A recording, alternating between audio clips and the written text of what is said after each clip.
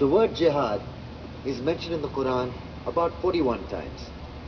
The words mercy, peace, and compassion are mentioned about 355 times. Yes, come in.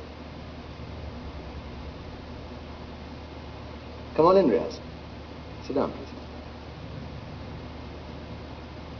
Contrary to popular belief in most Western cultures, Islam is a religion that preaches peace and tolerance.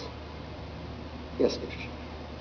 If Islam truly is a religion that preaches peace, then how come the world's most troubled spots, the West Bank, Afghanistan, Pakistan, Iraq, they're all plagued with Islamic terrorism? Well, that depends on your definition of terrorism. Some might argue that the U.S. invasions of countries like Iraq and Afghanistan are also acts of terrorism. No, those were acts of war to get rid of despotic regimes. Or a means of getting at a country's oil. Conspiracy theories. Well, yeah. Yes, please. Go ahead, Riaz. Mr. Khan is right. I mean, if we're talking about terrorists, the world's biggest terrorists are the white superpowers. Come on now. No, really. Stop and think about it. Explain 9/11. Okay. Do you know how many people died in the Twin Towers strike? Around 3,000. And do you have any idea how many people died in the bombing of Afghanistan? Take a wild guess. More than 15,000 people died. And that's just conservative figures. About 50,000 tons of explosives were dropped on innocent civilians.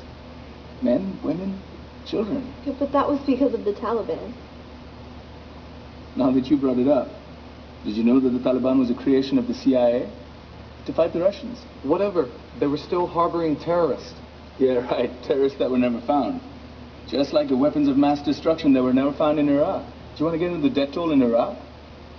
500,000 civilians and counting. And what do Britain and America say when they don't find these weapons? It's simple.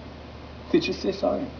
And still refuse to relinquish control of these countries. What are you trying to say? What I'm trying to say is that just because you're American, wear a fancy suit, and call yourself the president, doesn't make you any less of a terrorist.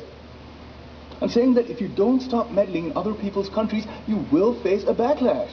If Muslims like you feel that way, then why don't you get out of our country?